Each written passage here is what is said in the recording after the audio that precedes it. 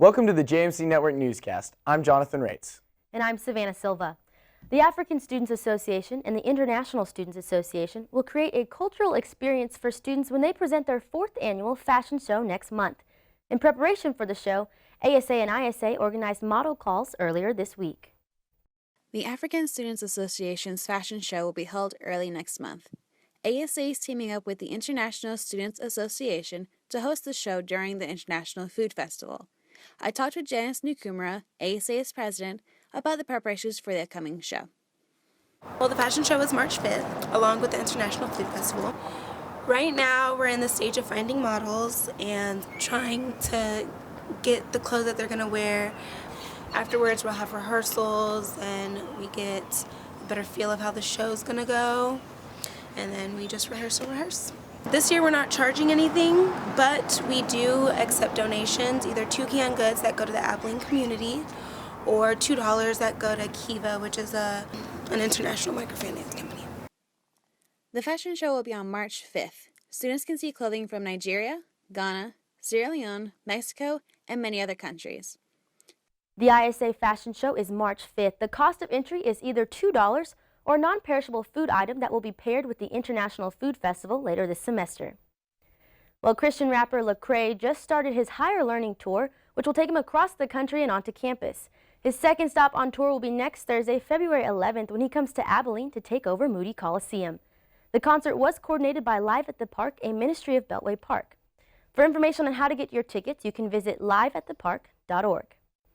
Speaking of Moody, I also heard that the men's and women's basketball team has yet to be defeated at home. Yeah, that's right, Savannah. The women's basketball team kept their streak alive after a dominant performance against Lamar. Here's Daniel Zepeda with more. The Wildcats came into their matchup with Lamar Saturday, winners of their last 13 games. The women looked to make it 14 in a row against the Cardinals at home. Whitney West Swinford would get the Cats rolling early on with a pair of 3-point buckets to move ACU out in front 25-12 after the first quarter.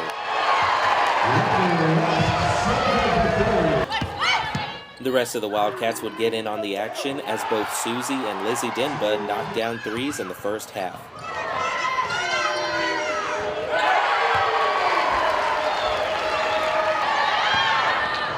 After drawing so much attention from outside, ACU began to work inside for scores, pushing the lead to 41-21 at halftime.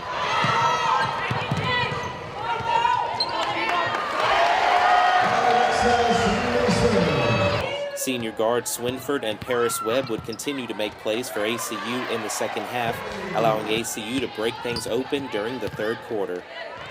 ACU would cruise to a 90-62 win to stay perfect in conference at 9-0 and 18-2 overall. The Wildcats have not lost a game since December 2nd against Texas Tech.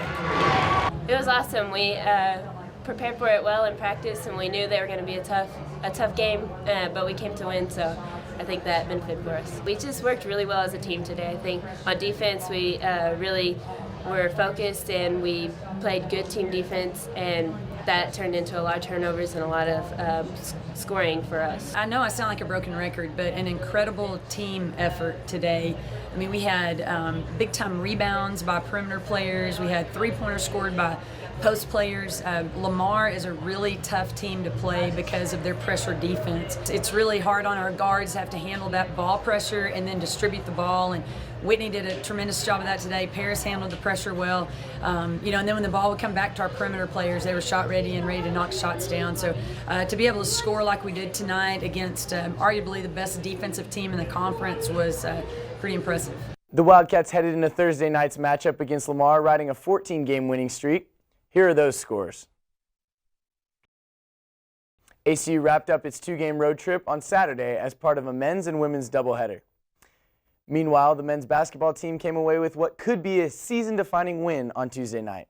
The men's basketball team came into Tuesday night's matchup against Houston Baptist looking to stay undefeated at home this season. Meanwhile, conference leader Houston Baptist was trying to extend their streak to 11 straight victories and keep pace with Stephen F. Austin heading into their marquee matchup Saturday. Win on 3. 1, 2, 3, win! The game remained close through the first 10 minutes of play, but ACU found their rhythm from behind the arc as they hit 5 consecutive 3-point field goals to push the lead to 16 points. Senior Parker Wentz would later add 2 more threes to give him 9 points in the first half, as the Wildcats shot a blazing 62.5% to lead 50-29 at half.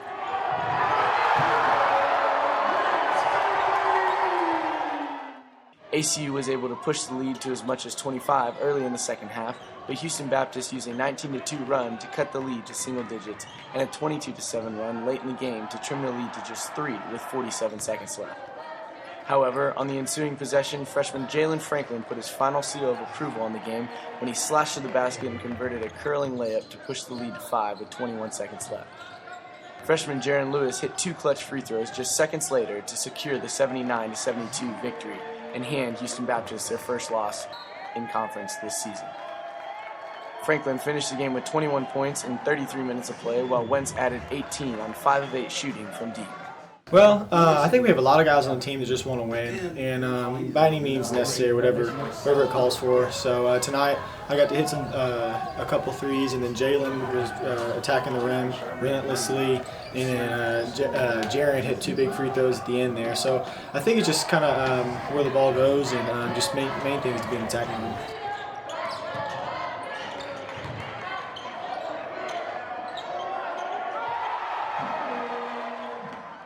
College basketball is crazy now. You watch TV, you watch these games, and teams come back for 20-point leads all the time now. You know, it's the three-point line, it's the momentum, it's just, and we got tight. You know, I thought we got some good looks. I thought some balls rolled around. We missed 3 front ends of one-on-ones.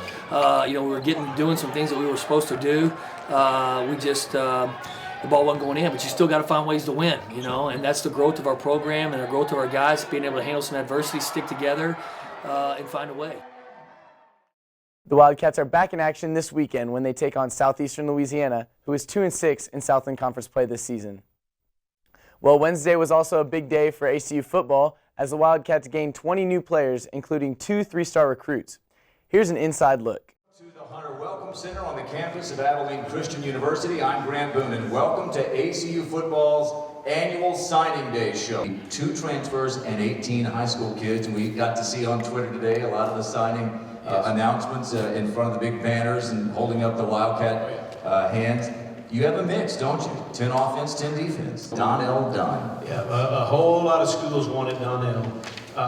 You know, Coach Thrash did a very good job with him, just presenting who we are, just in a real way. And Donnell is a real guy. He's not a flashy guy. You may know the name. We didn't name the field after this guy, but we did name it after his parents, Mark and April. It's Luke Anthony. 34 touchdowns as a senior, and all he did was lead his team to the state title. That's exactly right. When you watch Luke play, the big thing that we noticed was just a guy that is super calm, super poised in the pocket. One of the more poised guys that you'll see out there. And you got a kid here in Emory Gittens who can do some things for you. He can play a couple of different positions, can't he? Yes, he's a tall guy who can handle himself very well, but he's going to have the size very, very quickly. When you see his frame, he's going to be able to put the weight on. He's going to have the size very quickly to play O-line, but he's going to have the athletic ability to play tight end also. All right, one more defensive. Well, it's a kid from Jersey Village High School down in Houston, Deshaun Qualls. Yes, and when you walk into Jersey Village, everybody loves some Deshaun Qualls now. And when you're around him, it doesn't take long to figure out. He's got a dynamic personality. Now, when you watch him as a player, if you're a defender, he's not all that great to be around because he's going to make you look silly sometimes. He's one of the most explosive guys that we sign. Some of them are going to come in and help next year. Some of them won't, which is fine. We're going to play the best guys. We're developing more and more depth as we go. The Wildcats will look to improve on a 3-8 overall record from last season. In women's indoor track and field, junior Allie Hackett earned a 6th place finish in the 5K at the University of Washington Invitational with a time of 16 minutes and 10 seconds. Hackett broke the 12-year-old 5K school record by 17 seconds and was awarded her 2nd Southland Conference Athlete of the Week award. Back to you, Savannah. Continuing on with Allie Hackett news, she's also ranked 8th in the NCAA from her weekend's performance. I heard that. That's awesome. The Hunter Welcome Center is used to having extravagant events and forums throughout the year. This week, Hunter hosted an intergenerational town hall forum organized by the Texas Silver Hair Legislature. 200 citizens as well as 60 ACU students gathered to discuss issues affecting seniors. We are advocates for seniors. We are speaking up for those folks that can't speak up for themselves many times. With politics taking center stage this spring, we caught up with the silver-haired legislature to discuss student and elderly activism in the community. We had one of the first, if not only, intergenerational town hall meetings regarding aging issues. We had 6 generations today. It was fabulous. And so we worked together with the Texas Silverhead Legislature, broke people up into groups of 8 and 8 tables, and each table decided what is the most important issue facing older adults in Texas today. Each one of them has parents, they have grandparents, they have great-grandparents. They know problems that their own family has had, and the table I was sitting at, the young people came up with the idea that, look, just because a person is in a nursing home, they don't need to give up their right to vote. I know personally I learned a lot about different needs. My table talked about different transportation needs, but it really just depended on the issue. In fact, the students may gain more than the older adults because they're able to interact with some very active older adults and to see that they are not just in rocking chairs and don't care about what's going on, that they're not just selfish, but that the students are going to gain a great deal. We believe that their attitudes will actually change from somewhat of a negative to a more positive attitude about the older adults in our community. That's all we have for you this week. As a final note, our thoughts and prayers are with the family of Hudson Wade, who lost his 4-month battle with leukemia earlier this week. Hudson had several ties to the ACU community.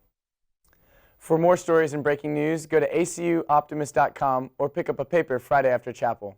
For Savannah Silva, I'm Jonathan Rates. See you next week.